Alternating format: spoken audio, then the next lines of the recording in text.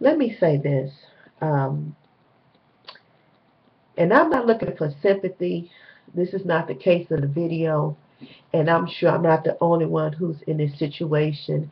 I have close friends that I know that's working, but is not enough to survive. I have people that I know that are unemployed. Um, and the sad part is they are capable of holding a job. Now, here's my problem with what's going on today. We got politicians that's stealing millions of dollars. You're buying cars, you're buying houses and furniture.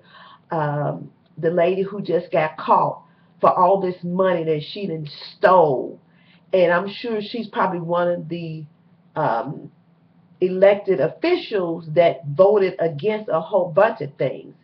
I don't think they should just go to jail. I think their bank account should be totally wiped out and rolled back into the system.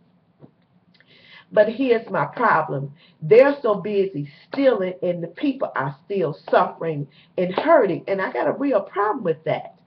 You got Hurricane Sandy that left a devastation in New York, and people are still suffering behind that.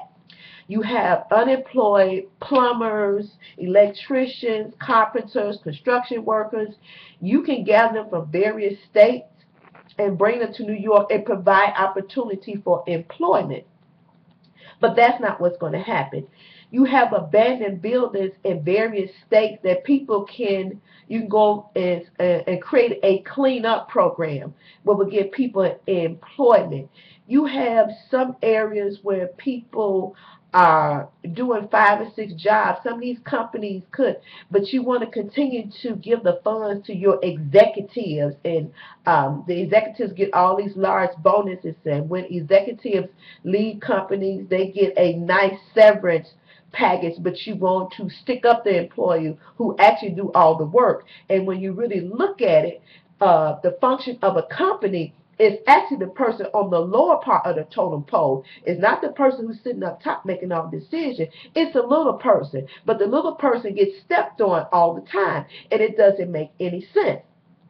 Again, I've said in other videos, we look for our president to do a lot of things. But I'm saying to you, again, we need to start hitting hard on our elected officials below him, because they need to be held just as much accountability. These companies, and for you companies that are stepping to the plate and hiring folks, that's good. But here's another problem that I think is unfair too: a credit check. Because how in the hell are you going to do a credit check on somebody? If somebody been out of work for 3 years, what you expect their credit to look like? That does not determine the character of the person. That's a bunch of crap, and it needs to cease. It doesn't make any sense, and that's unfair. That is totally unfair. So you sitting there judging somebody on the levels of their character, but instead of looking at the person and their skill. And half of y'all doing all the judging, y'all damn credit ain't up to par. So please spare me with the bull crap. Y'all just trying to keep people out of a job. Y'all need to quit that mess and give people some freaking jobs. It don't make no sense.